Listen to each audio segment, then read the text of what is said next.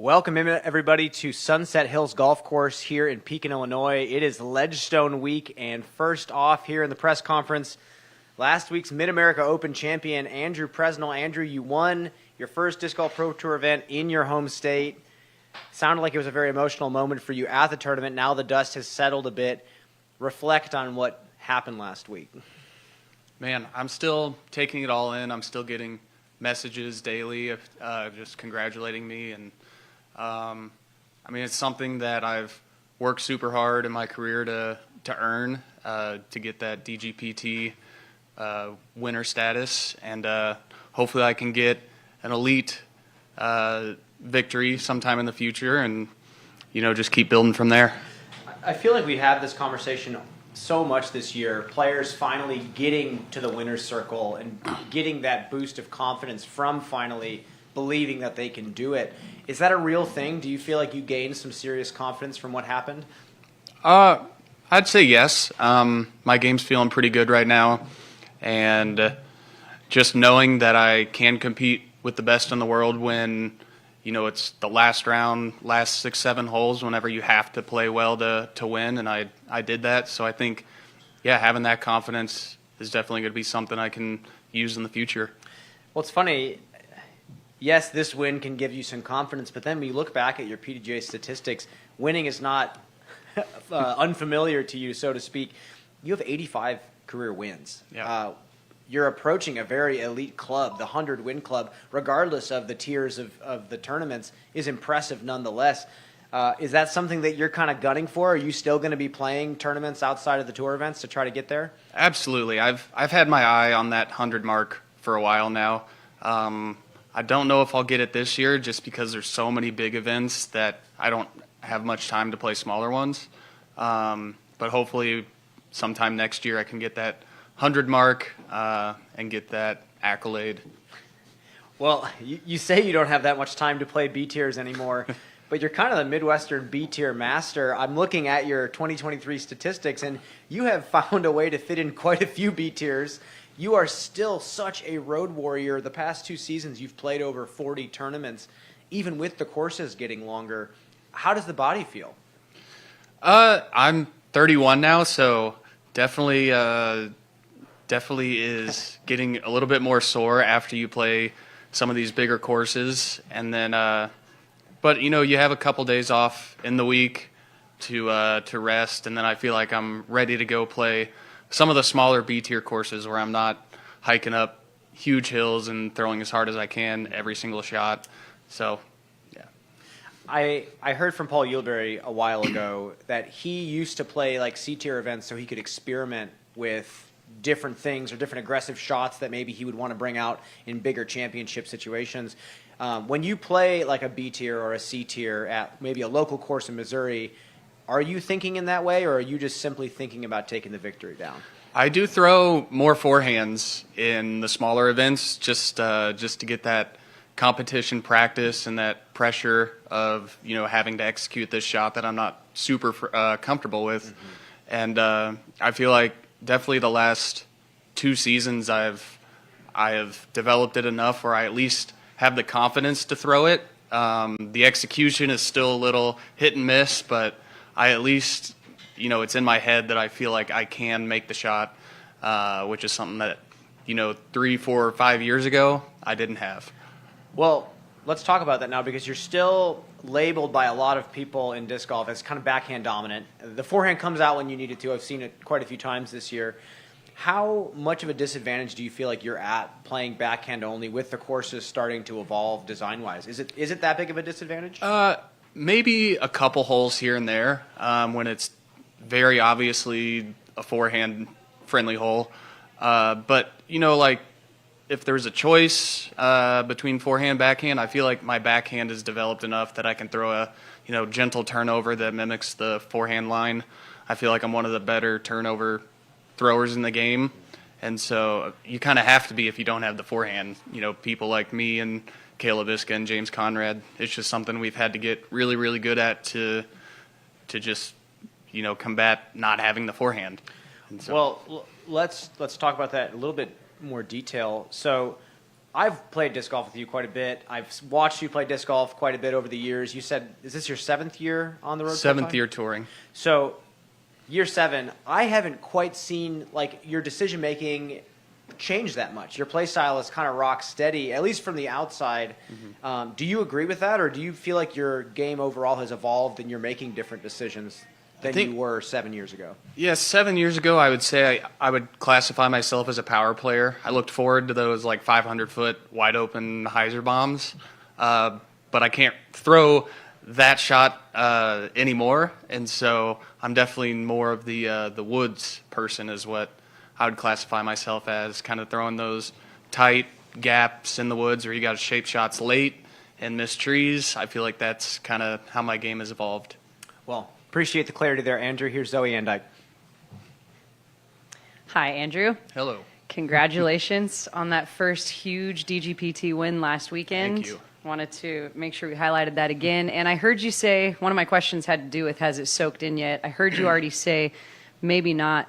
But can you talk about maybe the first 24 hours afterwards? Did you give yourself the due time to soak it in or think about it and think about the competition? So right after the tournament ended, I went back to my friend's house who I was staying at, and I went right to bed because I hadn't been feeling well over the weekend. I was very fatigued, and I was just mentally exhausted and drained from that final round. So I basically went to bed at like 8:45 that night and just slept, and then woke up to about 1,000 messages on my phone and stuff. And I think the next day is kind of when it really started to sink in, seeing all the congratulations, all the messages, all the people I grew up playing with messaging me, and driving to Peoria. I remember I had a moment where it hit me. I was like, wow, I actually won this weekend. So that was cool. Thank you for sharing that. And then just one quick question on that. You speak about 1,000 messages or so many people reaching out to congratulate. How do you handle that? That takes a lot of energy. Yeah, I definitely tried and made an attempt to reply to every single one, because if anybody's going to take the time to personally congratulate me, I feel like I need to send a reply back. And so, yeah, it's, some people I don't know, a lot of people that are close to me, but I replied to every single one, I think. And, it's very special that people are rooting for me. Very cool. All right, well, let's move forward and really focus in on Ledgestone just for these last couple of minutes. We have two very contrasting courses, and you are known, at least in my knowledge, as a woods player these days. Can you talk about kind of what the contrast is to you and what the attack plan is to find yourself back on the podium? Yeah, Lake Eureka, I've played Ledgestone like the last 6 or 7 years, so I'm pretty comfortable with my game plan out there. It's all about just like hitting the shot out at Lake Eureka. There's a lot of island shots that you have to hit, so you just have to know your disc and the distance. And I played around there yesterday and was hitting them pretty well, so I'm pretty confident out there. I've yet to play Northwoods this week, just because I've been kind of fatigued again and didn't really want to push myself, but I'm going to play it this evening and get a grasp out there. I went back and looked at some footage last year when I played at Northwoods, just kind of seeing what discs I threw and what my game plan was, because my bag, I don't think has really changed much. So I still have all the same discs in my bag. All right. Well, I guess the last thing is, are you feeling better? Are you feeling more healthy and up to your standard of where you want to be in order to compete this weekend? Yes. I think waking up today, I definitely notice a significant step towards the right direction and feeling 100% again, and hopefully getting over whatever this little mild flu or whatever it was. Potentially jet lag. Potentially jet lag. Thank you so much, Andrew. We appreciate all of your thoughts and insight here and wish you the best of luck this weekend. All right, thank you.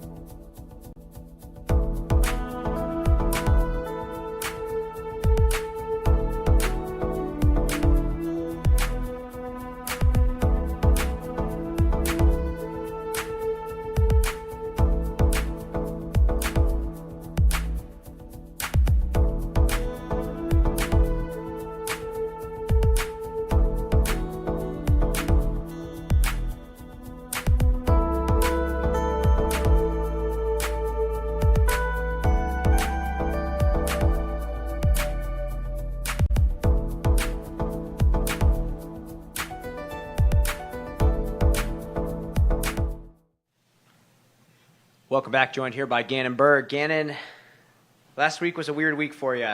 We watched a lot of brilliant golf and a couple of misfires that I know you mentioned publicly left a real sour taste in your mouth. Can you just reflect on kind of what all happened last week? Yeah, so it kind of came into the week. I didn't get to play a practice round, so that probably hurt me just a little bit. Kind of like maybe getting like a hot start and kind of like having a good feel for all the holes or being confident in the holes. But overall, I was able to play pretty solid throughout the entire tournament, even with like kind of the weird scheduling we had with having to come back in the morning and play and finish our round 2. And my game felt okay. I was having another one of those weeks, kind of during the off couple weeks that I wasn't playing. I was playing a ton, but I wasn't playing tournaments, where my form just kind of wasn't feeling exactly where I wanted it to. So I kind of worked on that a little bit, and I got my form kind of feeling good again. So my timing was pretty solid out there. The one thing I was having trouble with the final day was grip. I'm not really sure why. It's definitely happened to me a couple times this year on tour already, where like it's just kind of like random days my grip will get super tacky, and if I wash my hand off with water, wipe with a towel, really good, nothing matters. I use a little bit of chalk versus a ton of chalk versus some chalk, like nothing helped it. So I attributed that to like a couple of my shanks. Like my shank on 18, like it literally just stuck to my hand so bad. And pretty much after that shot, I like didn't even feel like I deserved a win, because it was like Andrew just throwing like one of the best shots I've ever seen in my whole life, and then I just stepped up and did that. So yeah, it's just a little weird feeling, and struggling kind of with on the putting green with confidence, just because my hand like felt like it was just like super glued onto the disc, and I either would shank it right, or I got scared like I'd done that one and just missed it left. So it's kind of just like I was almost just not trusting like my grip instead of like the fundamentals, if that makes sense. Yeah, so is it just a day-by-day thing? Is that just a random thing that happened based on whatever the conditions were? I think it has to do with it being not super hot, but the humidity's high. So it's not like you're actually sweating that like maybe will like kind of like, I don't know, like almost clean your hand off as it's like kind of sweating. It's kind of getting, all that chalk out of like your pores and whatever. And I can kind of just take a towel and wipe my hand off when it's super hot outside. But when it's just humid, it kind of like, it just gets like a sticky consistency. And it kind of, I've definitely had it a couple times where I'm like, oh crap. And you can feel it pretty much from like hole 2 and 3 on, and it really doesn't leave, and it kind of just like make me think about my grip too much instead of like what I was trying to do with my shots. Well, the one thing I did notice, I know that it sounds like you're not super satisfied with how the disc was coming out of your hand. Your touch shots with the putter actually looked fantastic, and I know it's something that you kind of joked about not liking about your toolkit, so to speak, but I noticed a lot of confidence coming out with the putter. Is that something you worked on during the break? Yeah, a lot. I basically am just imagining a Paul McBeth when I'm throwing the putter, kind of just like maybe getting like a little bit of like an extra movement, like maybe like not necessarily a pump, but kind of just something to get the rhythm going when I'm throwing. And it really helped me with like hitting my line while still throwing soft. There was a couple times where I actually threw it like too soft, which is like I've never had that issue before. So it felt good to have like a little bit of confidence, especially just walking up to like a couple like 230-foot up shots that I had a couple of times where I could have forced a forehand, but instead I just threw a nice turnover putter shot, and I wasn't really actually scared that much. I felt pretty good about them. So I noticed the exact same thing. A lot of times it seems like you would cop out to the A2 when you probably could be throwing the putter. Is that something that you're maybe a little proud of yourself for finally developing? Yeah, because I know it's going to help me. I mean, even like my last shot in the playoff was a little bit yanked. It was a super weird distance. I was 160 feet away, but it was slightly uphill. And with my grip being really weird, I didn't want to jump putt it, which I usually would. And I didn't want to just leave it short, hit the rock wall, and then just never have a chance. So yeah, but I definitely think it's going to help me, especially at Northwoods. I feel like a lot of these par fours at Northwoods, you want to, if you can get a pretty good tee shot in the par fours, you'll have 250 into the green. And I think that's pretty much what I'm looking to do. Just put it close so I don't have to putt so good. Fantastic. Well, thank you for that clarity. Here's Zoe for a few more questions. Hello, Gannon. Hello. And welcome back to Ledgestone. So far, you have had an extremely successful season. You've got 4 wins on the DGPT. You've got some really high finishes. And while the tour was in Europe, we just heard you talking about a little bit, taking some time off and fixing form. Can you dive into a little bit more detail about fixing form. I mean, we heard the grip stuff and we heard about last weekend, but let's talk about how a player of your caliber really tests and practices and fixes form.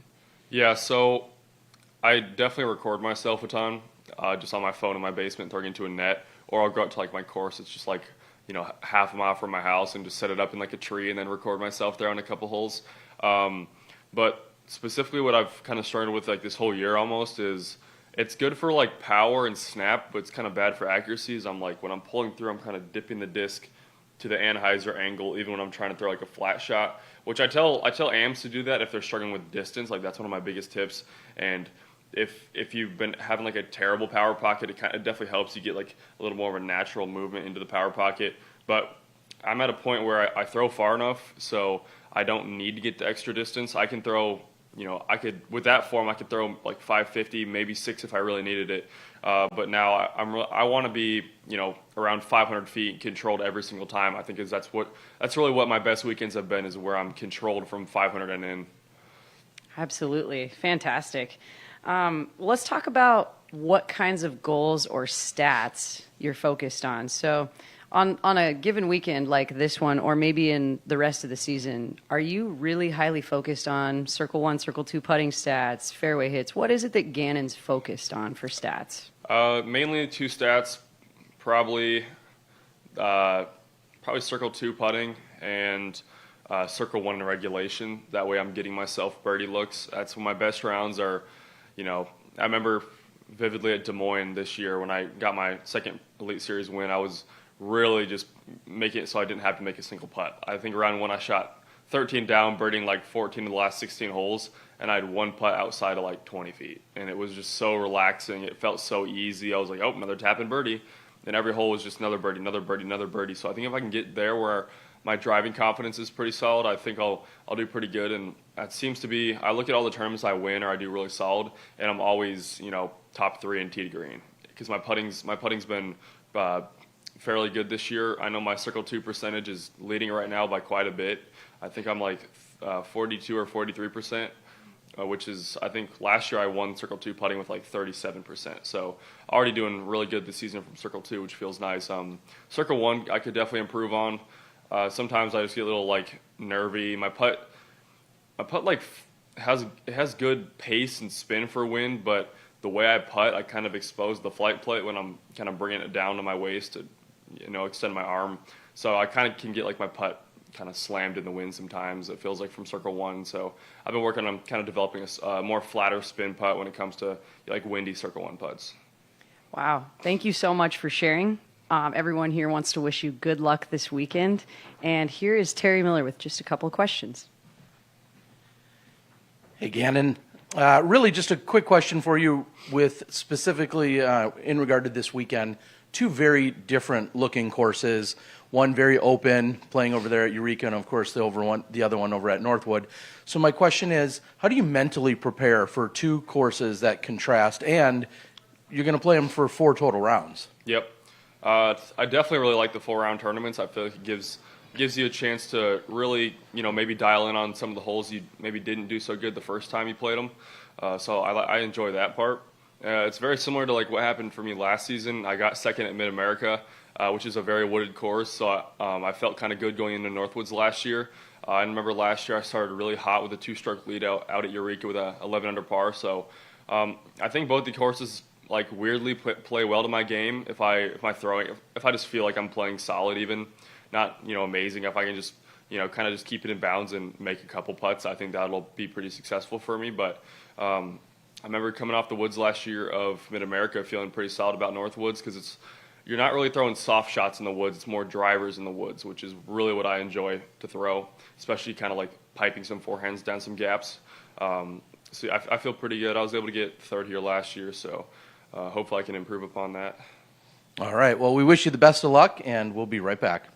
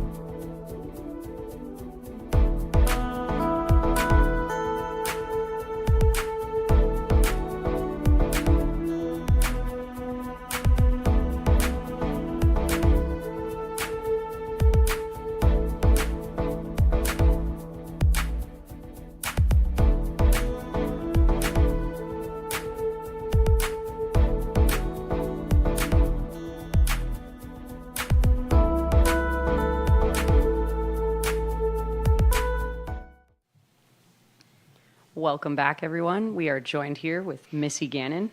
Missy, welcome back to Ledgestone. Thank you.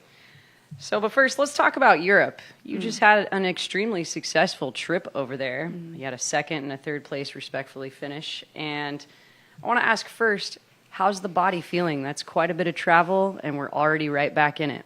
Yeah, it feels great. I think it was nice to have that time after coming back from Europe. I came back that Monday right after European Open and had a few days to rest and hang out with some family and recuperate. And so it was a nice way to, come back into the States again.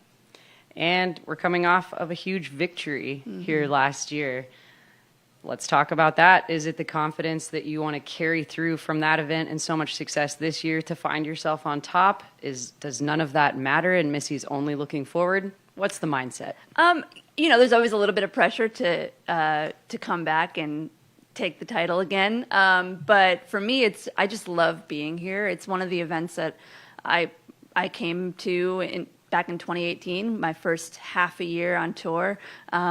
And I think I did pretty well, and I've historically done pretty well here. So I think it's just been that memory of coming here really early on in my career and having success, and then just coming back every year. And it feels like this is one of those two courses that I feel really comfortable. And it's really nice to have Ledgestone here as one of my sponsors, and then it being one of Discraft's flagship events is just feels great all around. Absolutely. Well, we've got the World Championships coming up. This is an Elite Plus, a few things in between.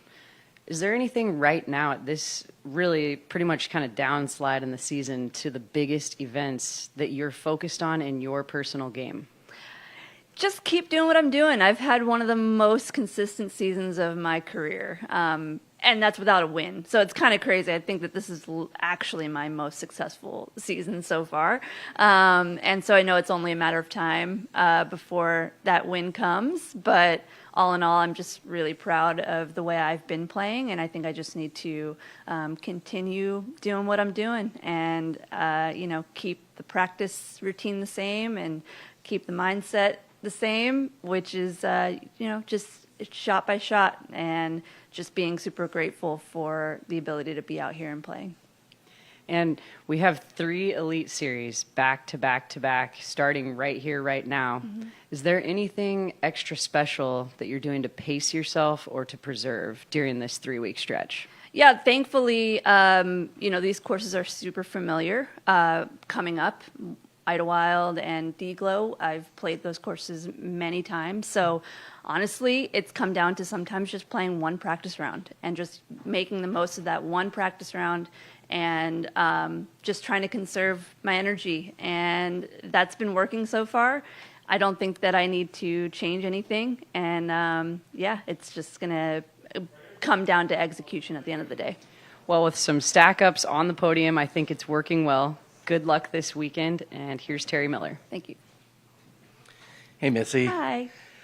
I remember you tapping in that pot last year. What a moment for your career, of course, of your success over in Des Moines as well. You just said it. This has been one of your most consistent years without a win. What is needed? What's the difference in terms of getting over that hump and collecting a championship? Yeah, I feel like it's a matter of like one round that's maybe a little bit weaker than the others, or I don't really know, honestly. I think that it could always come down to, I should have finished better. But it's really, there's so many shots that happen over the course of an event that it happens anywhere, and I think it's just a matter of putting it all together consistently over the 3 or 4 rounds. And yeah, I think it's just been like one round that's been off, that's kind of dug me a little bit too much into a hole, or I've been really good at battling back, but I don't want to keep battling back. I want to be able to start hot and finish hot, and I think that's the main difference. The other thing that I heard you say a moment ago is the feels, the vibes that you get from coming here. As you said, it's one of your sponsors. Also, Discraft, of course, very supportive of the event. This event, though, has seen many different versions and iterations. So for you to say you come to this area, even though you see different courses, different formats, Yeah. maybe expand on that just a little bit more about how you still arrive at those feelings, because it's kind of a different event year after year. Yeah, totally. I think that the Sunset course here we've seen a little bit of a difference in the course, but for the most part, it's stayed very, very much the same. Northwood obviously has evolved over time, but honestly, I think it's being able to come here. I have a lot of other obligations, which are great through Ledgestone, being able to meet up with the fans and do some signing sessions and have a bunch of limited releases. It's just really cool. I'm just always excited to be here. And the courses themselves, I just love the contrast. I love that Sunsets, you got to try to birdie everything, and then Northwood, just got to stay afloat, pretty much. So I just love that type of golf, and being able to juggle two very different courses is just something that I really love about this event. Well, I love that you just answered what would have been my next question, is comparing and contrasting the courses. Excuse me, you already jumped ahead of that. Yeah. Here's Brian Earhart for a final few questions. Great. Hello, Missy. Hello. So I hear a lot of FPO players say year after year that this is one of their favorite courses here at Sunset Hills, and it's on a traditional golf course. Do you enjoy the course as well? And what does this course have design-wise that makes it such a good course, even though it's on a traditional golf course? Yeah, I do really like it, and I think it's because you're able to unleash on this course, being a little bit more open. You also have the elevation. We have some good downhill shots and a couple uphill shots. So I think I think the challenge of feeling like you should birdie every hole. Some people don't really like that, but I don't mind it, and I think that's always nice to be able to put up a really good score here, no matter what level of player you are. I think you can shoot super well out here, and that's always a nice feeling. Well, thank you for that, and good luck this week. Thank you. We'll be right back in just a few.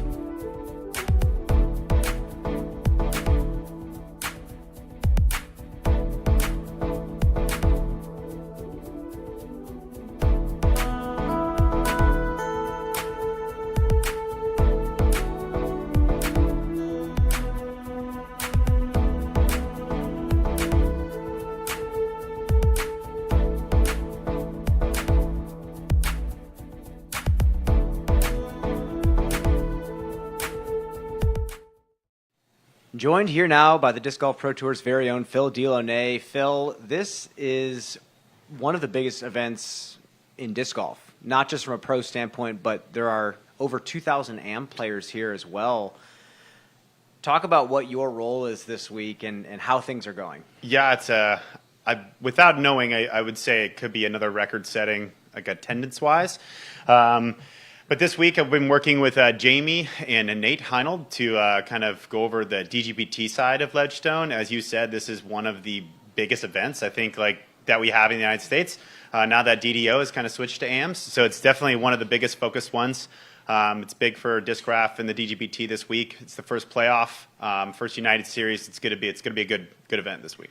How much do you have to work on the AM divisions as well? Is that something that the Disc Golf Pro Tour is involved in at all, or are we just focused on the pro side? Yeah, the most we get involved with that, we let Nate and his team kind of take that over. They have 14 individual course TDs. We'll have a staff meeting with some of them tonight, but the main thing that we're doing is just DGPT focused, so that's great. The only thing that we try not to happen, some of the courses, as we all know, different divisions play different courses at the same time. So what we try to do is set practice tee times, so the players can practice and intermingle within divisions. So the main thing is that, and other than that, that's a headache for him to handle. Well, I have to ask you a question. I saw at Northwoods earlier in the week a lot of cable winding through the course. I know cell signal has been an issue at the Northwoods course, and it sounds like there's potentially a solution or somewhat of a solution for that. Can you speak on that at all? Yeah, so huge shout out to Sam Gaddy's, the media team, Alex from that's kind of hinted us to what CBRS is. So when I got there, I actually thought it was fun. I think I briefly saw you. I followed the cord from a fiber cable from the bathroom pavilion of hole 1 all the way through the woods. Those guys released almost 2,000 feet of fiber cable, and they put antennas on hole 3, which hopefully should give us, as far as I'm concerned, what I got from Sam, enough signal to broadcast for the first time ever here on the front 9. So that should be good. And yeah, we're setting the bar low, but we have high hopes. We're excited about it. We are going to have these antennas pointed in multiple directions to hopefully cover a great show for the commentators to talk about and for the people to see on-course action in real time. So it'll be the first time ever this year. Well, thank you for that. I'm super excited to see what the future holds for a lot of courses that have maybe struggled in the past with cell signal. So we'll see how this goes. Here's Terry Miller for a few more questions. Thanks, Brian. Hello, Phil. Hope everything is good with travels and the madness and the chaos, and I kind of want to jump into that a little bit more. We just talked about all the spectators, all of the people. Clearly, AMs are going to come out and want to watch golf. Maybe just describe to everyone what it takes in order to corral and to control crowds, people, spectators, the VIPs, everyone else that's involved. Yeah, so this is a great event. I myself like corralling people in the woods a little bit better than the open. You have the trees on the left and right that kind of can get you herding cattle down, and if you so were to say. But we have a Disc Golf Pro Tour leads, our coordinators, which help with like an army of volunteers. So there's at least 3 to 5 volunteers per card and one of our staff members. The key things that we're focused on is the media guys, so the people at home can get a good view of what's broadcasting. So, we always say players, caddies, media, space, and then we'll try to get you as close to the action. It's easy at Northwoods. We use some ropes in some certain areas. They've thinned some certain areas around. You'll notice on hole 7 and 9, there's going to be a newer spectator bubble just because that's a pinch point where we don't know where to put the crowd. So we have some more space to breathe in there. It doesn't affect competition, but should allow fans to go. Eureka's good in the sense that there are the visual representation white OB markers above the white OB string line.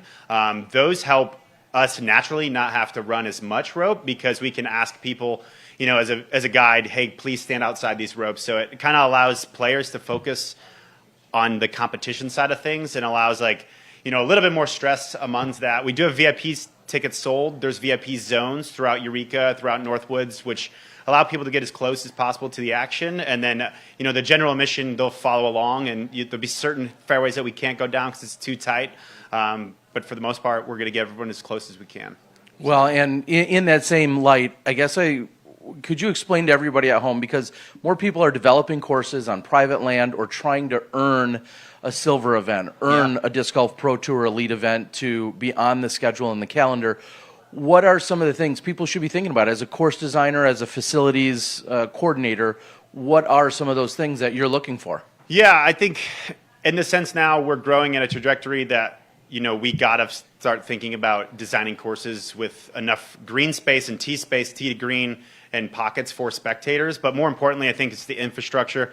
We got to have places with power. Internet's huge these days. Cell service is huge. You can have the most amazing, beautiful piece of land, but if we can't show it to the world, it's just a sneak peek. But I think that bathrooms, facilities, making sure that paths are safe and walkable, making sure that we just have infrastructure for not only the players to be safe, but galleries of 500 to 1,000 people potentially following along the way. So keeping like secondary rough lines and just spectator paths and bubbles and crossing guards are huge. So yeah, that's something for the future, I think, is it's going to continually play a role. You can have a beautiful course with 60 acres, but it might be better to have 80 just to be able to have some space to grow with the sport and have some space for people to kind of commingle around. So. Yeah, and thank you for explaining that. I think a lot of people maybe undervalue or under-realize all the things that are now going into planning for big-time events, such as elite events. Final question for you would be, what would you say is the number one misconception that you see or read? You're obviously involved with so much of the Disc Golf Pro Tour processes and everything that's taking place, and you read something, Facebook, Reddit, wherever, and you're like, oh, that is so wrong. Let me clarify. What would that be? It's not necessarily clarification. It's just I guess with just keeping it real short. There are thoughts for all parties of perspectives when we make decisions. So we try to weigh those out as big as we can, and we understand that we will never please everyone. My grandpa told me that when I was a 2-year-old, 3-year-old, 4, well to remember. But there's a strong team of us, and the team of us, we're working with multiple other outlets and media outlets, but just in general, internally, we're working hard and long, and people may not agree with the decision at time, even if it's our own. But we're working for the common good of the sport, and we're trying. So, yeah. Comments are comments, but we'll just keep going. We can only continually get better. That's one of our core values of the company. Well, I can promise to everyone, no one's out there working harder than Phil. You and the rest of the crew, we appreciate everything you're doing. We're going to stand down. We'll be right back. Thanks, Terry.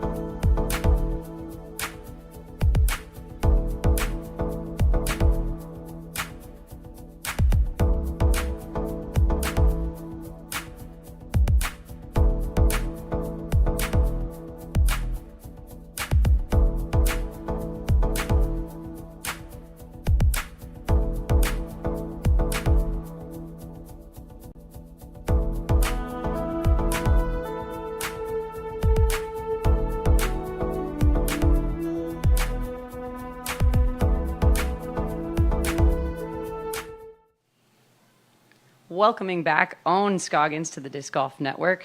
Owen, welcome back to Ledgestone. Thank you for having me. You excited to be here? Yep, every year. Well, congratulations last weekend on the first big Disc Golf Pro Tour win. Give us your first couple thoughts. What does it mean to have that finally checked off? I have been dreaming for so many years. Have been fighting for so many times. I have been close a lot last year. I counted like 5 times, second place. I'm like, man, it will be nice if I can win one. I know it's not silver series.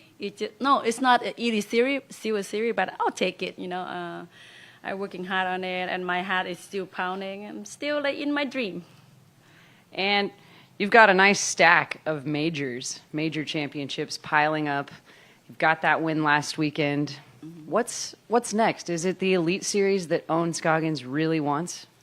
Well, I think I have a, I don't want to count myself out a lot, but I think like I have a 2 chance this weekend, and then next week otherwise. And then Great Lake is kind of like a long course, but you never know.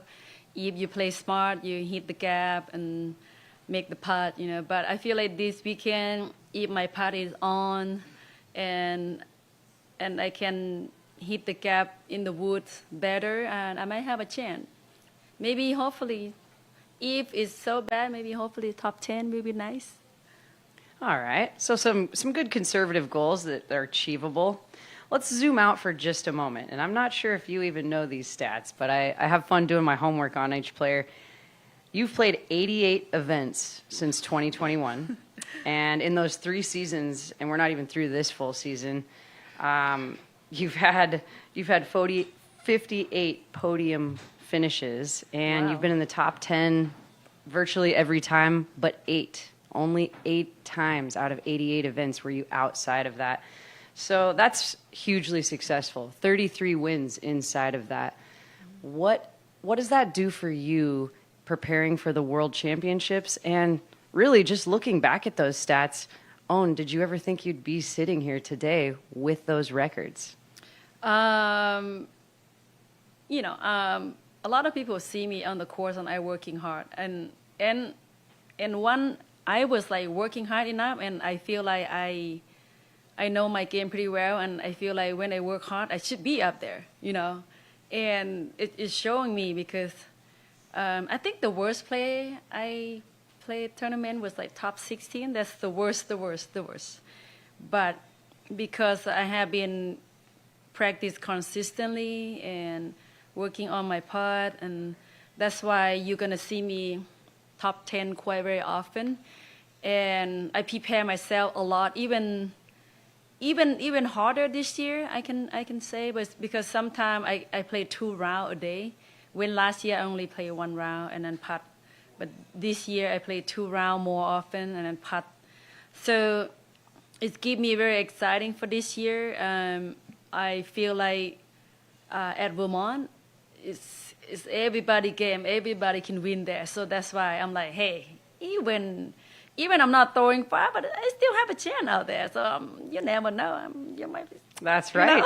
That's right. You never know. And that's an insane amount of golf over 3 years. But zooming into just this year, 2 rounds a day and a lot more work put in, if you will, than we hear a lot of players reporting on. Just earlier, Missy Gannon talking about conserving energy, maybe just getting 1 practice round in. So that leads me into, with all this golf, how is the body and how do you rest and recover and take care of it?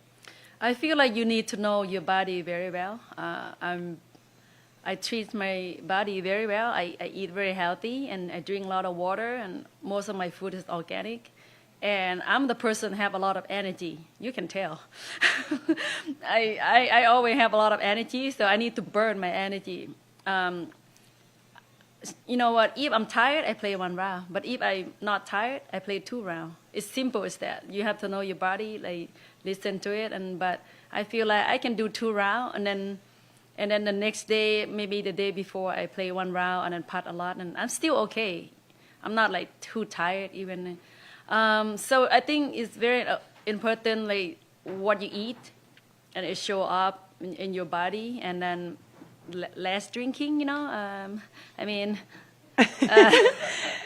but anyway, just try to eat healthy, and then you'll be okay. And listen to the body. Well, thank you so much for sharing. Good luck this weekend, my friend. And here's Terry Miller. What's up? Hey, Owen. Hey. How you doing? Good. Last year was right around your birthday, so I've got to assume that's coming up, what, tomorrow? Yesterday? What are we missing here? 10. On 10. On the 10th, okay. Yes. Well, happy birthday early then. Thank you. And that, I guess, will lead to, You've only played in 2 Masters events this year. You've won them both, so congratulations on that. Zoe touched on that. You're also first in the Masters rank, the PDGA Global Masters ranking. You're leading all FP40 women, Jen Allen being in second. Do you care about that? Does that matter to you? Because you're playing FPO every weekend. Of course, I'm very care about it. That's why even I play 40, I practice hard out there. Like last week, I played 2 rounds almost every day. I been there like 4 days before, and that's 4 days with 7 rounds. I practice up and down, hot like 100 degree, whatever you call 100 Fahrenheit, because I put a lot of work on it. I know it's like not a lot of people, but I feel like even not a lot of people is very important. Even more important, you have to win, because otherwise, like, why you lose? You know, I work hard enough or something. I need to like prove myself, like, hey, even I play A tier, you're gonna see me over there and practice a lot, even A tier, because I count everything and I'm very care with everything I do. And you know, right now I'm kind of like top number 1 in 40, but I don't feel like that's gonna be that long. In that 1 or 2 years, somebody will be like, kick me out, like, hey, I'll be like on top of you, you know. But anyway, yeah, so I like to put everything 100% on it. Okay, I think it's going to be tough to get past you. You've been so consistent in that FP40 division. Earlier today, we were talking with Andrew Presnell, and he's getting close to 100 wins. You have 87 wins. Do you think about statistics like that? Does that matter in terms of, you know, getting to that magic number of 100, or that milestone? I would love to celebrate that. I feel like if I just keep playing another 10 years, yeah, I will hit that for sure. But I don't know when, but it will be. And I would love to, because why not? It's the victory of my life, you know, like win 100 times, right? I'll be like, hey, you will see me. If I hit 100, I'll be celebrating. All right, I'll probably be there for it. I'm always seeing you win. And my final question is, you know, you just talked about being on the top and being so competitive. You often come to a tournament as one of the top-rated women. This event, you're the highest-rated woman here. Oh, no. I believe only Kristen Tatar is rated higher in the world. Thank you, Tata. So, is there any extra pressure that you put on yourself when you come and you're, you know, the favorite, so to speak? Always. You know, that's why, because I'm so nervous, of course, like you say, I have a high rating. That's why I need to put everything on it. That's why I play 2 rounds to at least like treat myself like, hey, I do everything I can do here. If I play 2 rounds and still not playing good, and then it's okay, because I put everything on it. If I play 1 round, I just feel like, man, that is not enough. I feel like I'm not work hard enough. But the end of the day, everybody work hard on it, and depend on who hit the gap, who make the putt. Learn the lie better, and I would love to see who's gonna win this tournament, because everybody can win this one. Everyone, I can tell, yeah, because I can see them like want it. They're wanting it, like just like me. So it's going to be fun. Well, it's going to be fun to see if you want it the most. We wish you the best of luck this week, everyone. That's Owen Scoggins. We'll be right back. Thank you.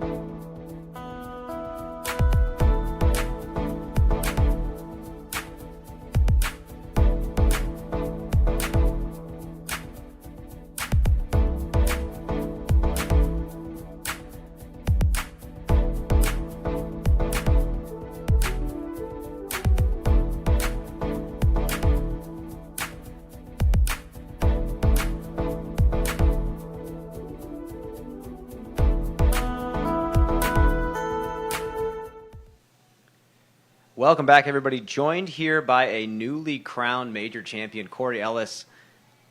What a blur of a week the European Open was, and you're back here in the States. Have you had some time to let the dust settle a little bit, or are you still feeling it? I'm definitely still feeling it a little bit. I feel like it's been nonstop pretty much since I won the tournament. Just go, go, go. Well, when you win a tournament that big, it seems like whoever wins it is a hot ticket item, and everyone seems to kind of want a piece. Have you been doing a lot of media, doing a lot of stuff for the sponsor? What has that been like since you took down the victory? I came home and got a day home to just to see some family and friends and talk to a bunch of news people locally in West Virginia, and then drove straight to Michigan and shot some videos and some things there and talked about some stuff with Bob.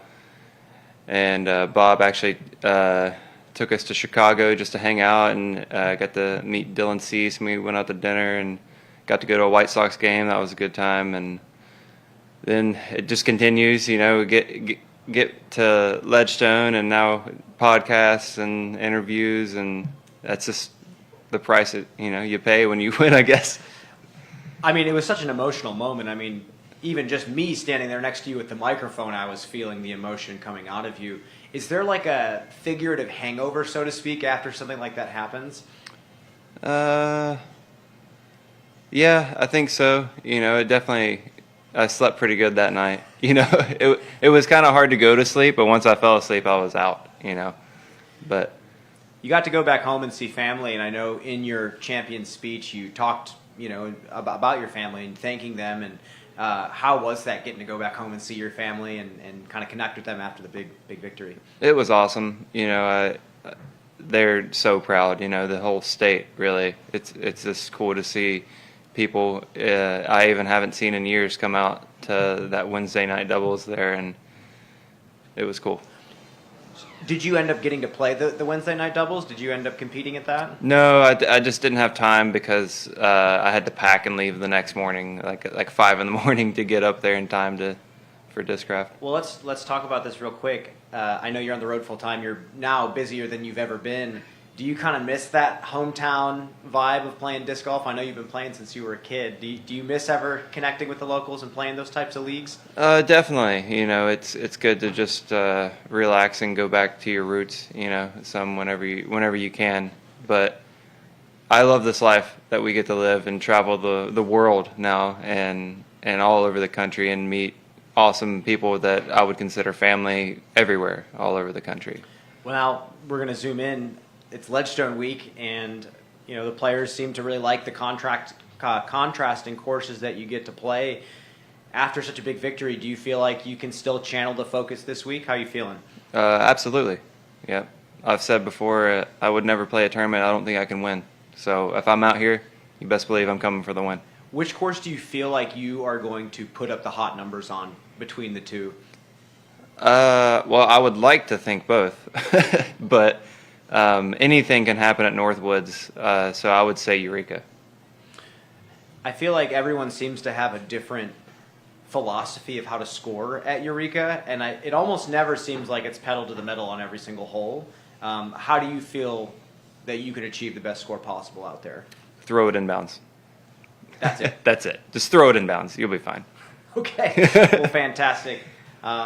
With that said, I have Zoe Endyke for a few more questions. Hello, Corey, and welcome back to Ledgestone. Thank you. Most importantly, though, I'm going straight back to Europe and the European Open, starting with congratulations and soaking in your answers to Brian. I want to go straight into talking about pressure and talking about those final, let's say, 4 holes in the final round of the European Open. First of all, was the pressure as high as you've ever felt it, or would you say seemingly there was none and you were locked into what was next? It's really interesting because once I got to hole 15's tee pad, it was kind of like I was like a robot and kind of just like going through the motions. And like for the rest of the round, like my body just kind of took over, and it wasn't as much thinking. So there was definitely pressure in that situation that you can't say that there wasn't for anyone. And it was weird to say, but I didn't really feel any pressure on 16. I think just because I was so focused and all I was thinking about was throwing a 280-foot hyzer with your zone. So I just let my body take over and try not to think about any pressure. And focused on what you wanted. Okay, well, the second part of that question, I think you've already answered, but I'm still going to put it out there for our viewers and listeners. Knowing how last year's D-Glow and MVP finishes ended up, was there ever a time in those final holes where those memories or experiences creeped in? No, not at all. Awesome. Keeping your eye on the prize is exactly what it takes. So now we can move into talking about this weekend and just my final question. I love how you answered Brian with throw it enough, but is there one piece of your game that you're leaning into stronger because of the versatility of these courses? I wouldn't think so. I try to just be smooth off the tee. I think that's going to be key for me because it's easy to overpower a shot or something, especially in Northwoods, and just trying to stay in the fairway on that course and play clean. Yeah, the fairways, when that course was first carved out, seemed so narrow. And after doing some of my course homework yesterday, I like the way it's evolved, and it feels like there is just a little bit more space and a little bit more room for air. It's like the course has come into its actual, I guess, like most playable tournament suiting. Is that how you feel about Northwoods now? Absolutely. The way that they've pushed like the undergrowth off the edges is the main thing that I've noticed. Like, I think it's hole 7. You can actually see hole 9's fairway when before it was just a wall of bushes and stuff, and you had no idea that hole was basically even there until you saw someone walking by finishing it up. So that's just an example of how much they've cleaned it up, and it looks great. All right, my final question is really more, again, for our viewers.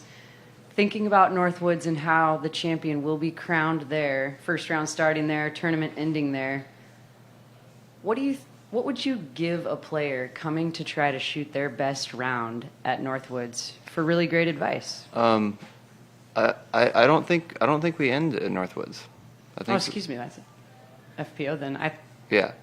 I think we end at Eureka. But excuse me, you are absolutely correct. But let's still talk about what your feelings on Northwoods is. So many players talk about it being the dream golf, the dream par 5s. I don't know about dream, because sometimes it can be a nightmare. If you're barely off the fairway on some of those holes, you are just screwed, to be blunt, and sometimes don't be afraid to pitch out. I think that's the biggest thing, because it can really get out of hand if you try to progress up the fairway really far, and that's when you take big numbers. So I think staying within your game and stay in the fairway. Don't go off the fairway as much as possible. And find yourself back there. Well, we hope to see you back on the podium, Corey. Good luck this weekend. Thank you so much. We'll be right back after this break.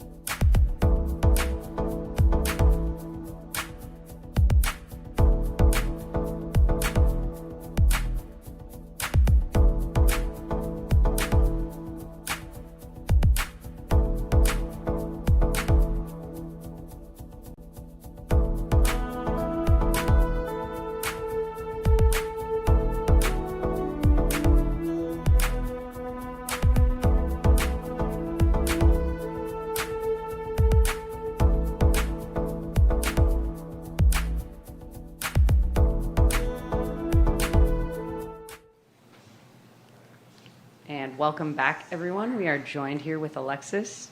Welcome back to Ledgestone. Thank you. And let's start off with congratulations on a solid performance last weekend. Although you did not find yourself at the very top of the podium, it was some great golf throughout your entire weekend. What are the takeaways? I think really trusting myself finally this week, putting it all together, trusting my drives, my putting, everything about it, just trusting myself. Second round, obviously that was not the plan, but I think I was just tired from the week itself, just the practice, how humid it was, the rain, the delay, that whole day was exhausting. From the morning till like 6 p.m. we were there, maybe even 7. But it was a long day for sure.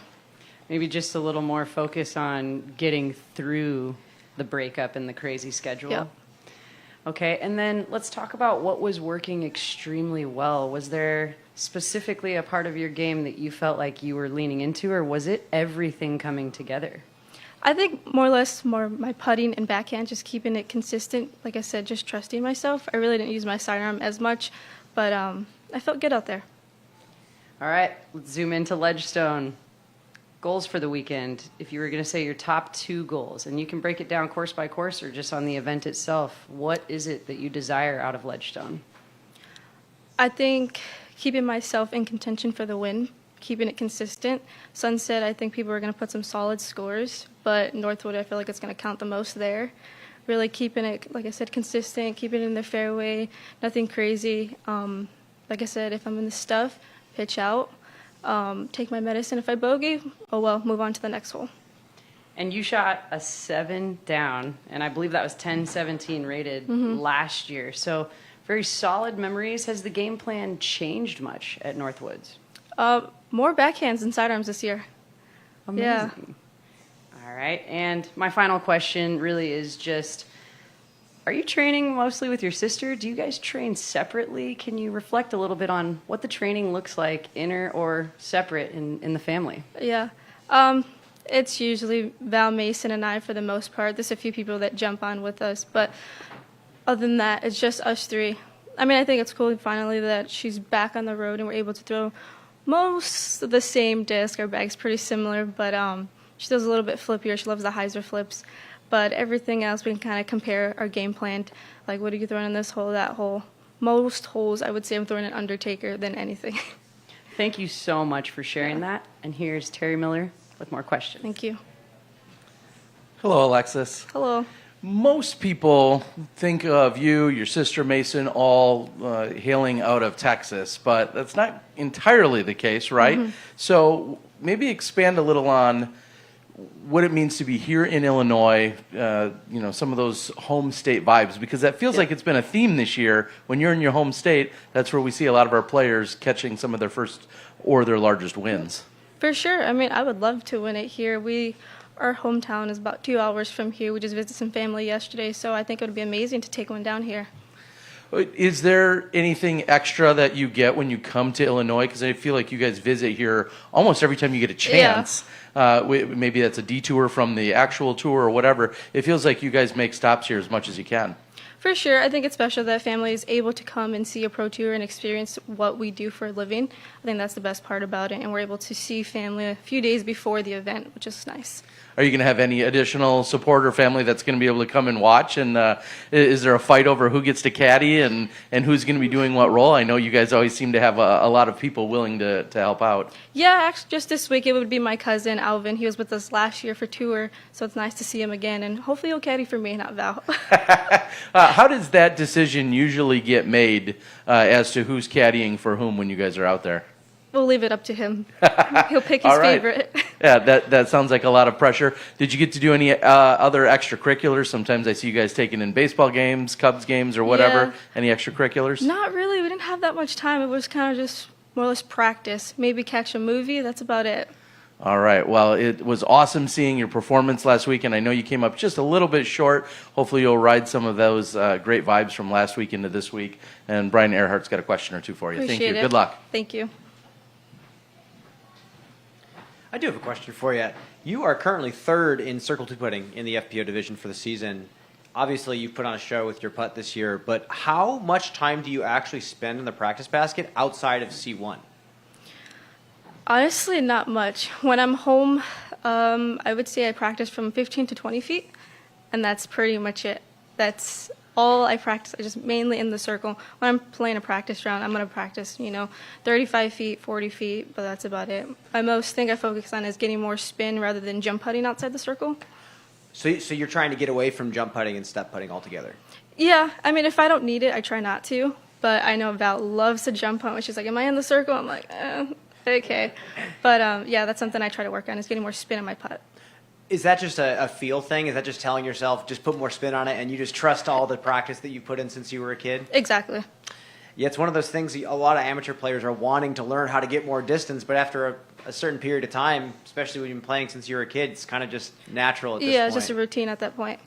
Talk more about the difference between you and Val as players. Your form looks very similar. There's a little bit of difference between it, but what would you say is the biggest difference between the way you two approach the game? I think she throws the disc more consistent than I do. I think I have a little bit better sidearm. Her putting and I feel like we've gotten to be about the same. Her jump putts are very good. Those are good, but I feel like we're very similar. You are very similar. I have actually noticed something very similar. That's why I asked. But for you this year, and I guess maybe coming into this week, there's so much talent in this field, and the courses are very challenging. What needs to be pinpoint for you? What needs to improve to take down the victory and push past, I guess, the second place that you got last week and actually get into the winner's circle? I think keeping all 4 rounds clean and not do what I did last week instead of having 2 solid rounds and having a very I would say bad round. I'm just going to say that. If I can keep it solid and consistent, I can have a good shot at winning. We have a very busy stretch coming up. It seems like 4-round tournament after 4-round tournament until pretty much the end of the season. Are you playing all of those 4-round tournaments, and how much energy are you conserving? Are you still practicing the same that you did in the beginning of the year? As of right now, we're playing all the events that are left. I feel like on Mondays we take off, but the rest of the week everything's pretty much the same. Practice putt as much as possible on the course rather than off the course, so we kind of just do everything at once, kind of take a breather, and then later have some free time.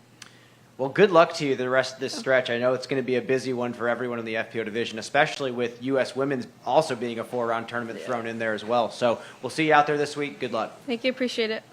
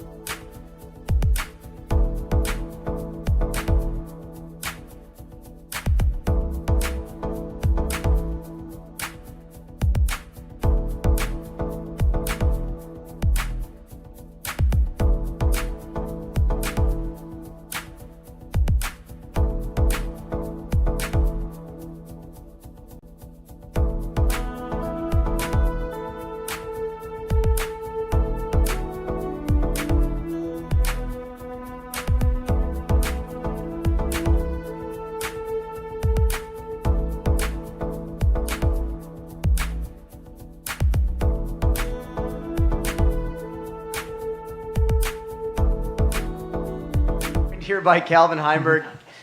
Calvin, welcome into Sunset Hills. How you doing this week? I'm doing good. I've had some extra time here in Peoria. Came here right after I got back from Europe, so I've had a lot of time here to just get back on the right sleep schedule and practice the courses some. How many days does it take for you to get over the jet lag of going back and forth from Europe? I think it all kind of depends. I feel like I have more trouble when I go there than I do when I come back. It really didn't take very much time coming back. I think it's just because I had to pull like a really long day to get back, but I got back in the evening and I was tired by the time that happened, so it was easy to get back on Central Time here. But going the other way, I've definitely had some more trouble. You spent some more time here. You had some time to get over the jet lag, and you didn't play the Mid-America Open. So has your time been truly spent practicing? Yeah, I got in a good amount of practice rounds. There was definitely some rest involved, but Northwoods was, a permanent course, so I was able to go out there and get some extra rounds out there. Eureka, I don't think was set up until this past weekend, so yeah, definitely got a good amount of practice in. Well, when you are resting, are you doing any active rest? I know you like to kind of go kayaking and you go hunt for fossils and whatnot. I know the Illinois River kind of runs through this area. Did you get to do any kayaking or anything like that? No kayaking or anything of that nature when I came back. It was just, some more rest, just being lazy. But, yeah. Well, let's talk about Northwoods. It seems like it's cleaned up quite a bit from previous years, and a lot of players are very pleased with how it's looking. Do you agree with that? Are you liking how the course is playing? I don't know. Yes and no. I feel like Northwoods is kind of one of those wooded courses that was longer with wider fairways, and before they cleared out a bunch of that undergrowth, I think it was kind of like, I mean, it's not hard to stay in the fairway if you're throwing a good shot. It's really only when you get super aggressive that you tend to start to leak off. So I feel like it's kind of enticing people to play more aggressive, and I think it's less punishing now once you do throw off the fairway, which it's fine, but I don't think it was necessarily necessary. Mm-hmm. I think it's good to have a course with some teeth sometimes. So you agree with the undergrowth kind of being more on the sides on the course, at least previously? Yeah, I think having the undergrowth there is, it's the rough for a reason. I mean, now it doesn't quite look as rough. Like you can throw like a flick roller out in a lot of those places because it's all cleared out and it's just trees. So, some courses where, I don't know, you don't necessarily need that, but, a long wooded course where the fairways are already pretty wide in a lot of places, I don't think you necessarily need to go off to the sides of the fairway and clear all the rough out, because you should be punished if you throw there. You should have to pitch out as opposed to just like being able to advance some. So then for you, with that said, are you actually going to play any more aggressive than in years past, or do you feel like your attack plan is pretty similar? I think the attack plan is pretty similar as far as tee shots go. There are definitely a few spots where I think you can be a little more aggressive when you're out of position. But I've always kind of played that course aggressive and for quite a few birdies. So it doesn't change a lot of what I do, but now when I mess up, I think I'm not quite as punished as I was before. So with that said, do you think we're going to see more numbers jumping into the double digits on this course, or are we still going to see lower scores out here?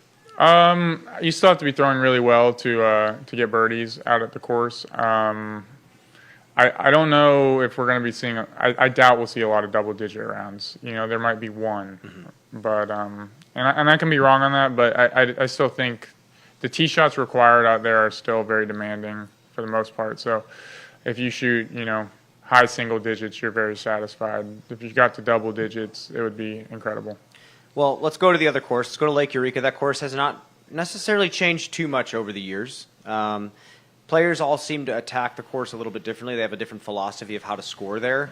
Are you all gas, no brakes on that course, or do you have certain spots that you respect a bit more than others? For me, I feel like when I'm playing that course, I tend to have more variability in my scores on the front nine than the back. I feel like, for whatever reason, I feel like there's more just swing holes on the front nine. So I think it's just important when you're out there, if you do get out of position on maybe one of those early par fours, to just play smart and just lay up. So I don't know. I think mostly it's all gas, but I think there's some holes where it doesn't really matter if you're going all gas or not. Just like one little tree kick can kick you out of bounds and it turns into a bogey real quick. Like early in the course, you have 3 and 4, and like they're two shorter holes. Like they both probably play about the same distance, maybe around 320-ish. And I mean, if you're just a little off, you can easily kick out of bounds. So like you're never not going to just go for those holes. So I think it's just a matter of whether or not you're executing. Well, fantastic. Thank you for that. And here's Zoe for a few more questions. Hello, Calvin. Hello. I'm going to shift gears here, and I want to go into kind of a general couple of questions about disc golf. And I have to start with, can you please tell the story of 6 aces in one day? And is it true? No, there's no truth to it. I have no further comments. It's not my lie to share. Okay. Well, we can kind of toggle off of that one. Did you get into disc golf because it's so fun? Yeah, I mean, I don't think I got into disc golf because it was fun. It just, it was an activity that got introduced to me as a kid, as a random gift from my grandparents. But I think I kept with it because it was fun, and I eventually found some friends that also played. So I think what kept me in it was fun, but it wasn't probably the most fun thing the first time I went. It was definitely difficult, and yeah, lost some discs. So, but yeah, I'm definitely still here because I do enjoy disc golf. Well, thank you for sharing about that. And then just my final question. I was going to go a little more into the aces, but we'll leave that for other people. Let's talk about the Tour Championships and how important is it to you to be on the top of the points in the leaderboard with the new format? I think, it's definitely important. It's kind of a weird format where the first couple rounds you have the advantage, but after that you don't.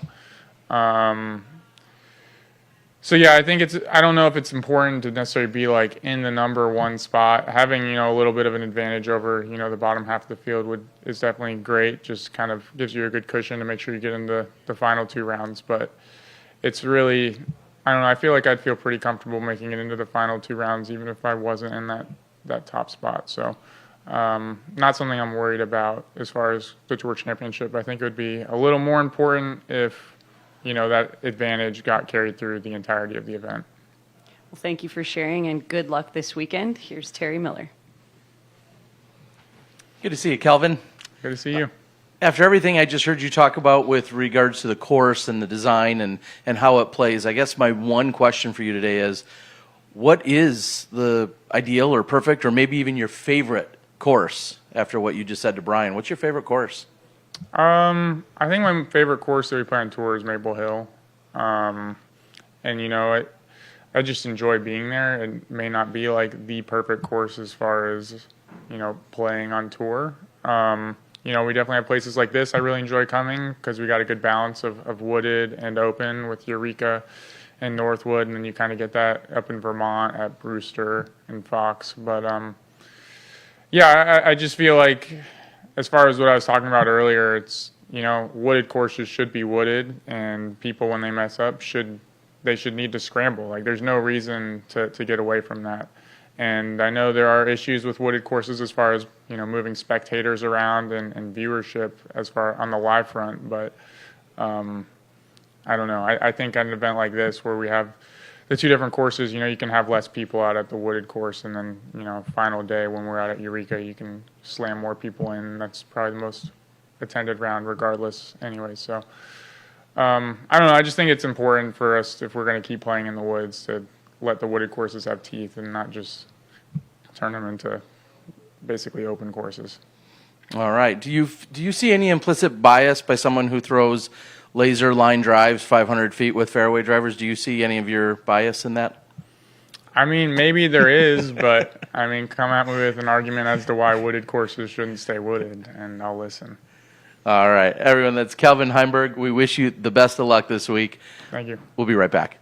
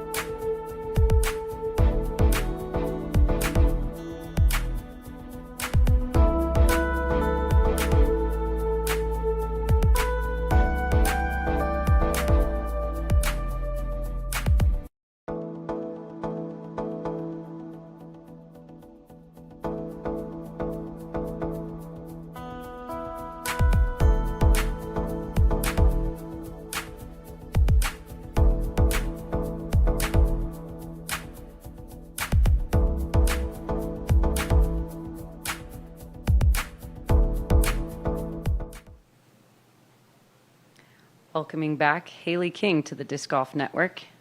Welcome to Ledgestone, Haley. How you feeling? This is a place you've been a few times. Oh, I'm feeling really good. I love this place. It's one of my favorite tournaments, so it's good to be back. You've played a good number of tournaments on both of these courses, especially Sunset. Your game, though, has evolved huge in just even the course of a year, year and a half, and you're taking so much better care of your body this year. How do you feel as a player coming on to play Sunset and Northwoods about your game plan? Is it way different, or is it comparable to previous years? I would say it's pretty different because I can throw a lot farther, and I feel like I'm throwing the disc better. I know where it's landing, so it's big time different. I can throw it a lot further, be a lot more aggressive, and actually go from there instead of throwing it away like I used to. So, yeah. So specifically looking at Sunset Hills, do you feel like there's a few more easier birdie opportunities for you to gather up with more distance? Yeah, I would definitely say I'm a lot more consistent with birdies now. And then Northwoods. We've heard a lot of MPO and FPO, both sides talk about how this is driver golf in the woods. Do you think that gives you a pretty good advantage, being more accurate with distance? Oh, yeah, definitely. There's a lot more. I would say there's a couple eagle opportunities if you can throw a driver in the woods. Excellent. Well, I want to shift gears just slightly before I pass off the mic. Tour Championships. We know that you have taken off a couple of events, but you are doing quite well in the points. I believe you're right at the 10th spot on the points. And knowing about the new format, how much do those points matter to you? Are you focused? This is 150% of the points being an elite plus. How important are the points and finishing on top this weekend? Honestly, I don't pay attention to any of that. I just play golf, and if I make it, that's awesome. But if I don't make it, then somebody else gets the opportunity, and that's awesome. All right, great. Well, my last question then actually really is, for the Tour Championships and the new format, are you excited about the differences and the fact that you will get to play all 4 rounds if you so advance to the finals? Yeah, I'm definitely excited about that, yeah. All right, well, good luck this weekend, and here's Terry Miller. Thank you. How you doing, Haley? I'm doing good.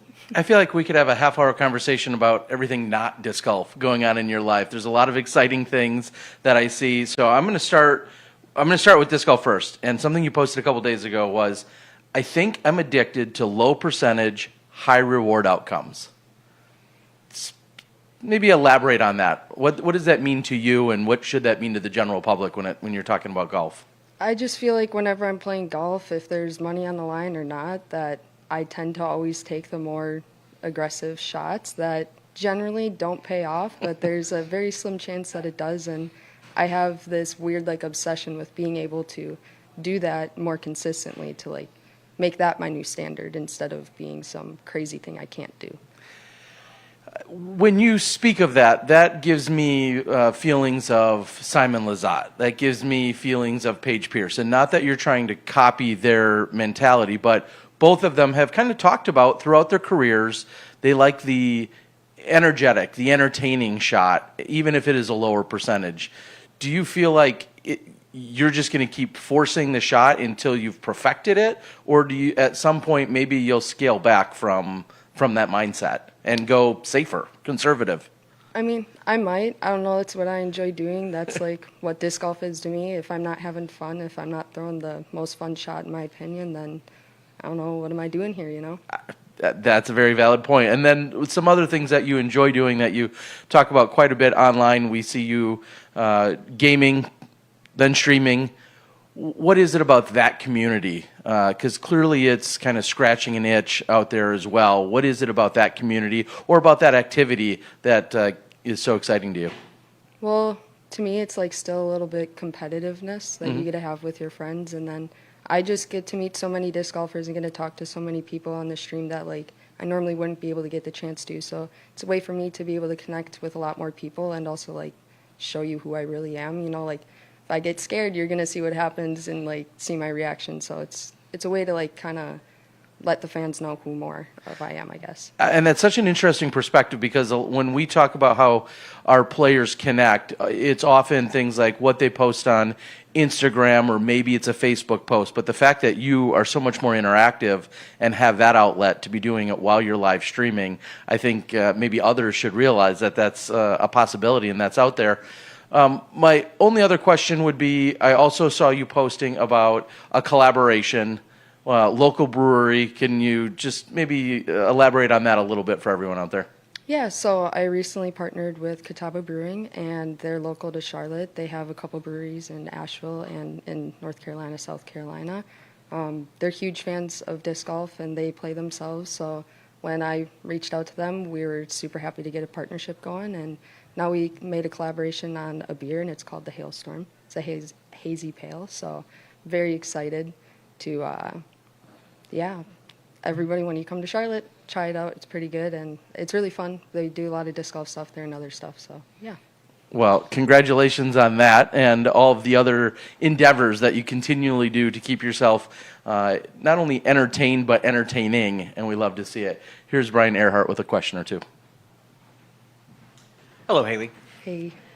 Question for you. You mentioned to Terry that, you like playing disc golf outside of just playing for score. You like throwing all sorts of cool lines and learning new shots. And we've watched your game kind of evolve in front of our very eyes over the past few years or so. Currently, after all the thousands of shots that you've thrown all sorts of different ways, what is the line that gets you excited? What shot pumps you up, or what shot that other people throw impresses you? Honestly, right now, I think my current obsession is just like a long distance, like smooth bomb, whether it be in the woods or in the open, just like somebody just ripping the disc. How far are you throwing right now? It's a great question. I don't really know. Easily over 400 feet, I would say probably like 450. Do you think max you can crack 5? Yeah. Well, that's nice to hear. That's pretty much all I have for the week. I mean, it sounds like you can take that distance and all that technicality in Northwood's not too bad. And good luck this week. A lot of people rooting for you. Thank you.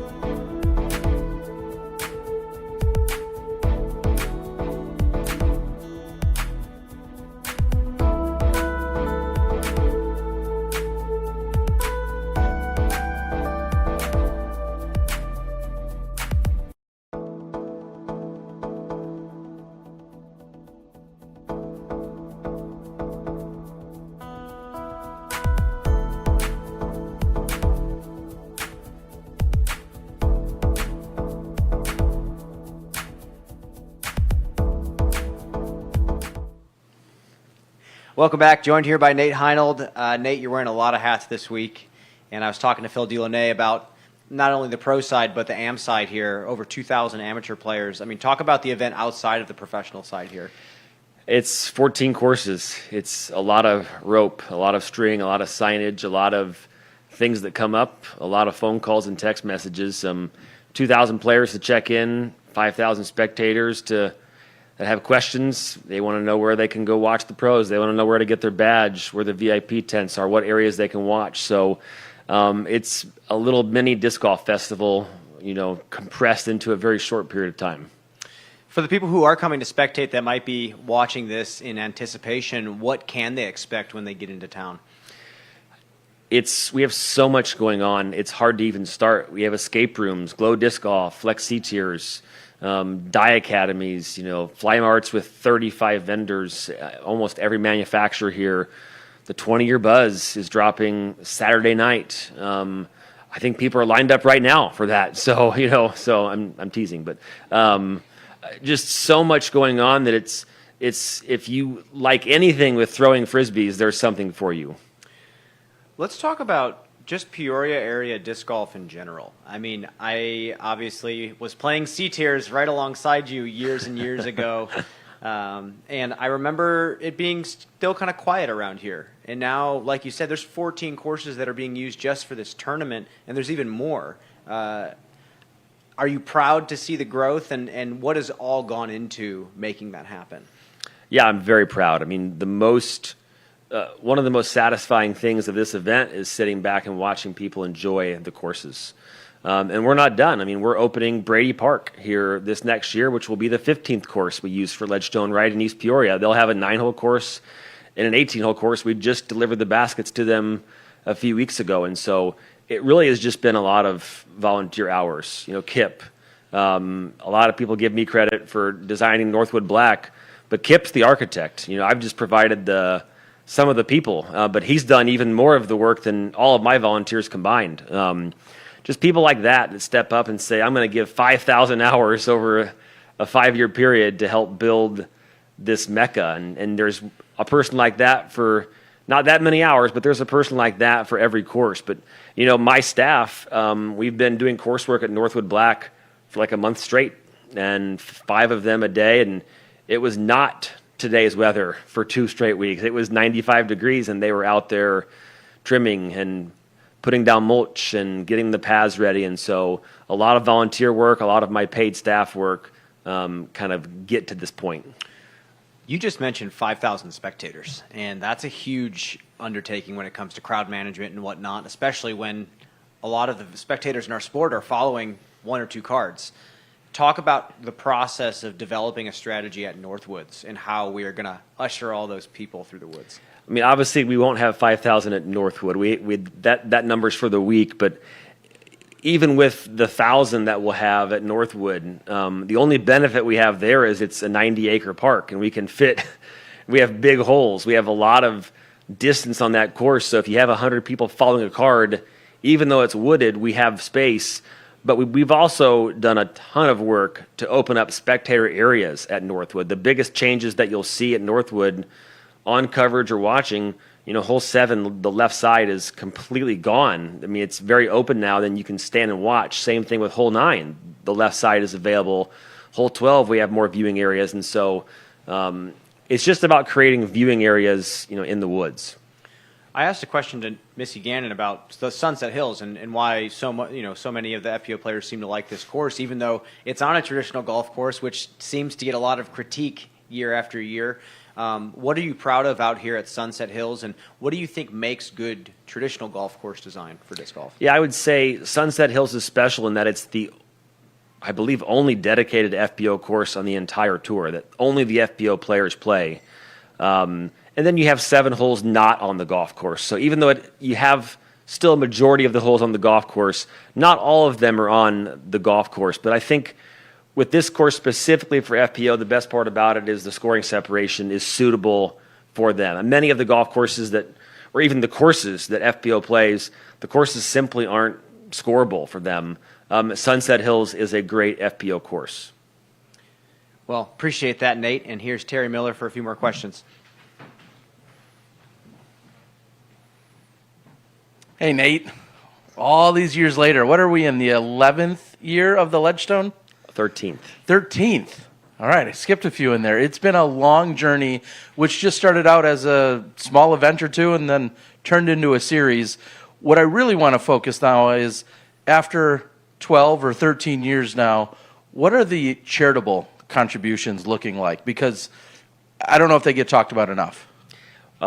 Yeah, we started that back in 2014, $500 to St. Jude that year. And then it's grown now. We've given $532,000 to St. Jude. It has been the lion's share, but also the Paul Macbeth Foundation, Easter Seals, and the educational disc golf experience. And this year we're hoping to once again hit a 6-figure donation to charity.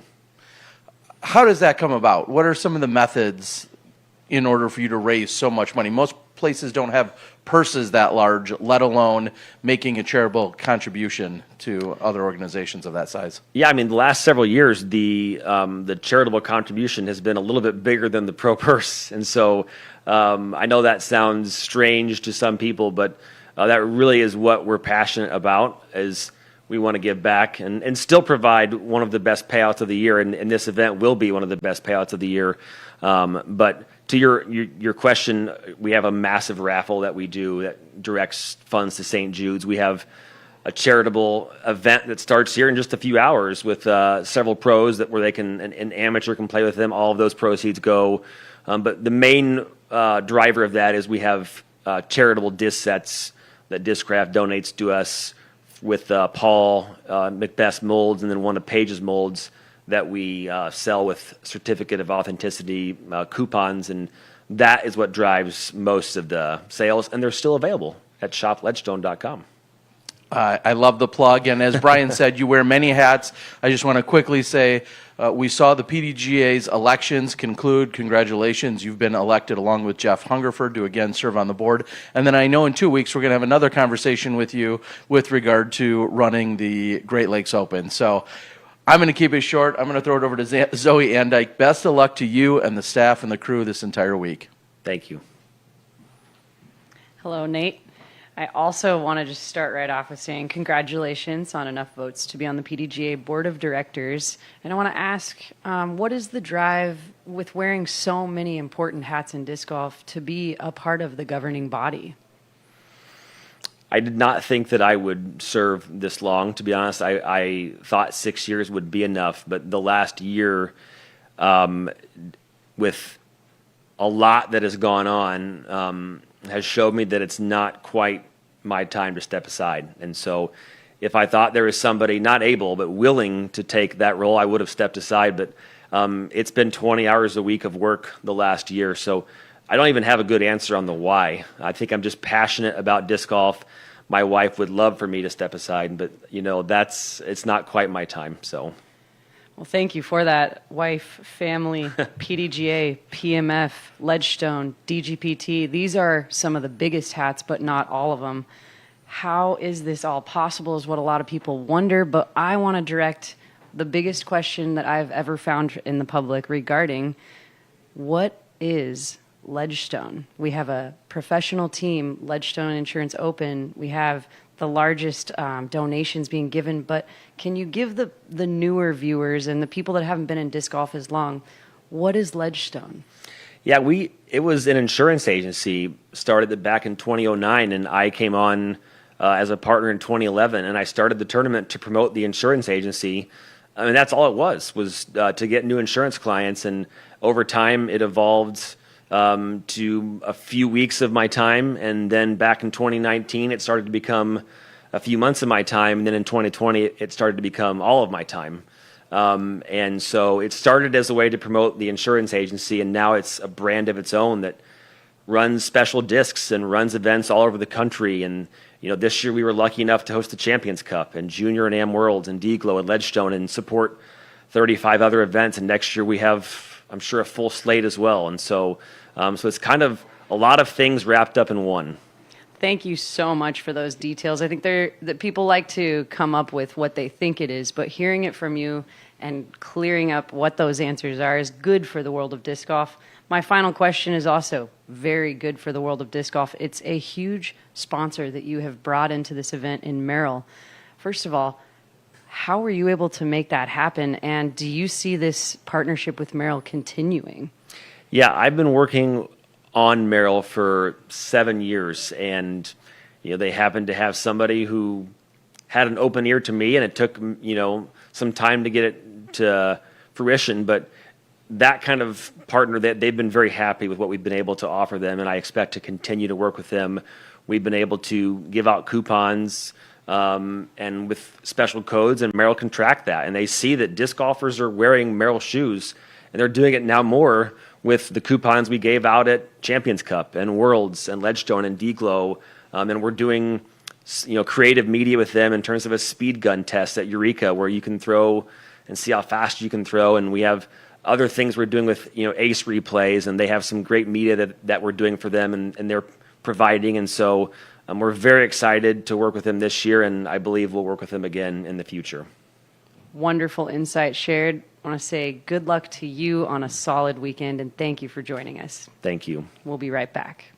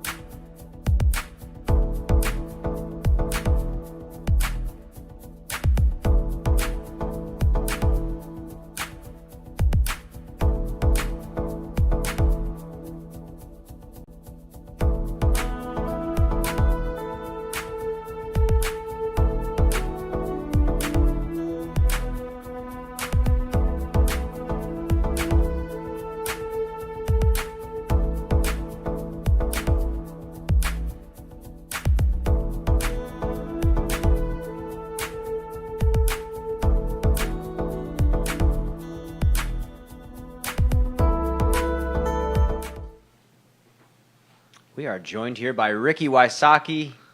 Ricky, we are here at Ledgestone. How you feeling? Feeling good. I feel healthy. I feel like this is obviously an important stretch of tournaments, and so I think all the players are just ready to get primed and ready to play their best this next month or so. So this is a great start for this home stretch of the season. Well, let's actually jump back to Europe. I mean, I feel like a lot of players went over there and got the jet lag, and they tried their hardest to put up good numbers, and they came back and dealing with jet lag again. How were your travels over there, and how was your experience? It was great. I think Norway was awesome. I think for me, Norway was just sightseeing was great. Obviously, the course was awesome as well, but I think Norway for the sightseeing, and then obviously Finland for the disc golf culture. Just the amazing courses, the amazing galleries, and just the professionalism of the event. So I think that we got a little bit of both going if you went for the 2-week trip like most of us did. And so yeah, it was great to have. It was almost like a reset, so to say, from just all the travel that similar tournaments we play here. So I had a new tournament, hadn't been in Norway in a couple of years, so that was fun to spice it up a little bit. Well, let's talk about how you were feeling at the European Open. Obviously didn't win. Obviously Corey had kind of a historic victory for himself. How did your game feel that week, and did you feel healthy playing that tournament? Yeah, I think I did. I think that my game plan kind of attacked me. I took a triple bogey the first day on hole 15, which is it took me kind of out of it, and I ended up birdieing that same hole like all the rest of the rounds. So I was just playing catch up after that hole. I'd been playing a really good round the first round, and just kind of took myself out of it a little bit. But I mean, that's kind of that course. It's just there's so much OB it seems like there's always that one hole that gets everybody. And kind of like USDGC in a way. And I think that's what makes it such a good course, is because you have to respect the course so much, and if you don't, then it's going to come out and bite you. And but yeah, I played really well. I think I got a 5th in Norway and 6th at the European Open.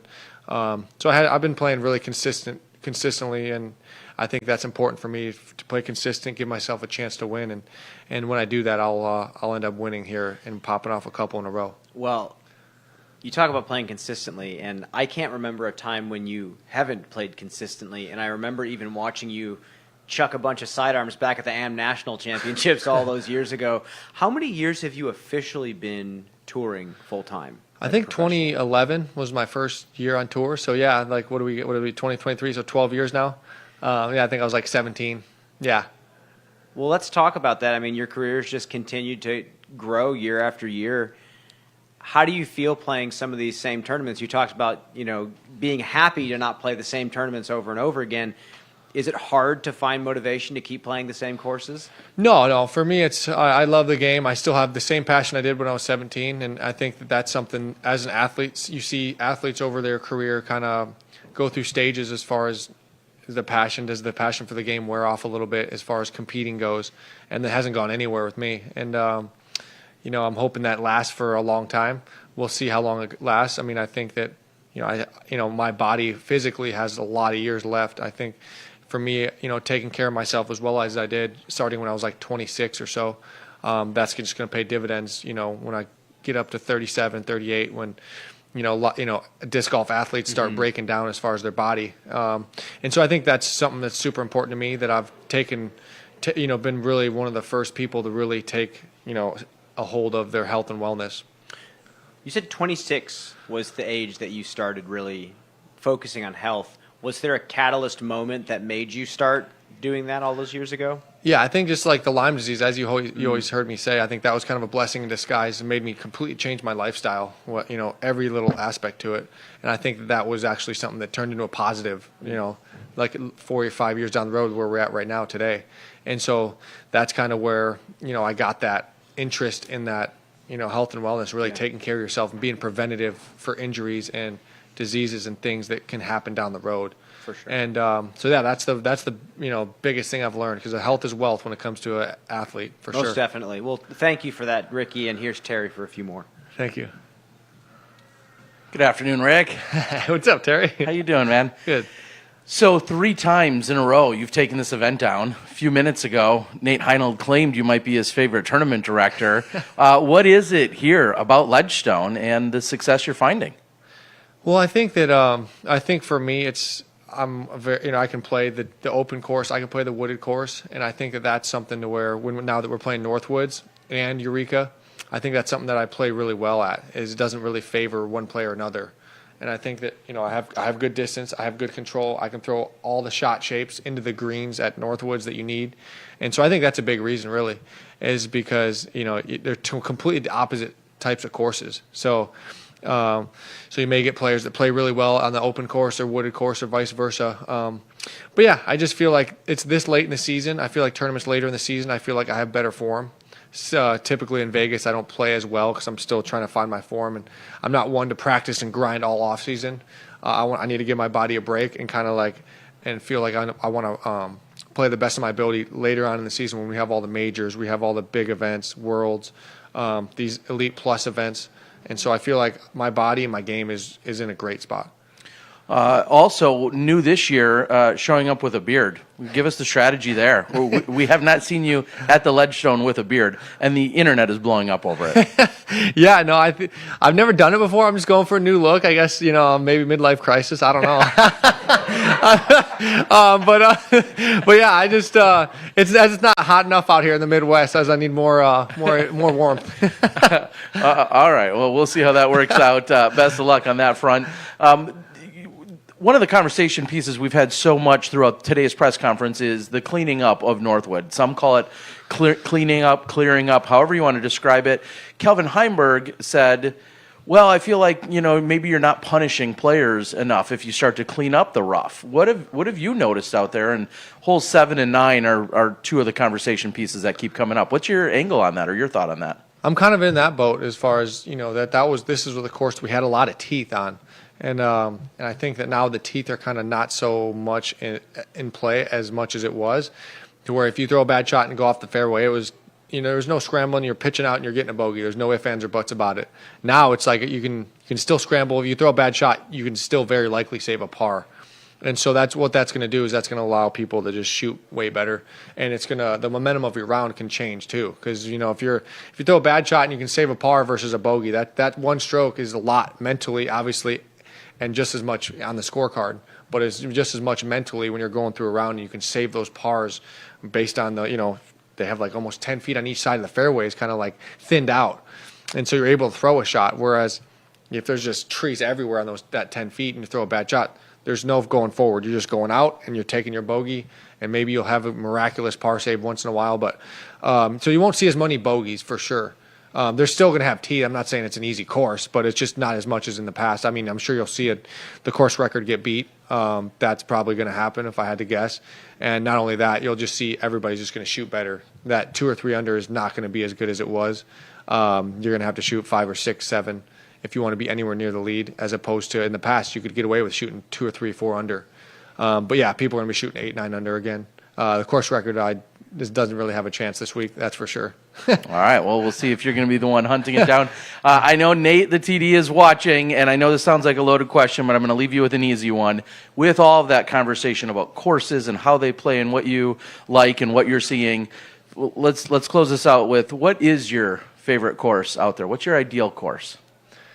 My ideal course is just a course that has kind of both. It has hills, has shot shaping left to right. It's open some holes, it's wooded some holes. So it just has all the characteristics that you would want in a course. And I think for me, it just adds the fact that you don't favor one player or another. I think that's what makes a good course. Like, oh, that course, if you can throw it 500 feet, you can score well, or if you can hit a gap, you can play well. Like, I want a course that you got to marry those two together. And I feel like that's my game, is I can do both, and that's why I feel like I play good on a lot of courses. But to answer your question, yeah, I think when you don't favor one player or another and you kind of put them together, that's when you have the best course. All right, everyone, that's Ricky Wysocki. He's got 3 titles here at Ledgestone. This year, bringing the beard to go for his 4th. That's everything from here in the Peoria area. Thank you guys for joining us, and we'll look forward to seeing you guys live tomorrow morning right here on the Disc Golf Network. Thanks, guys.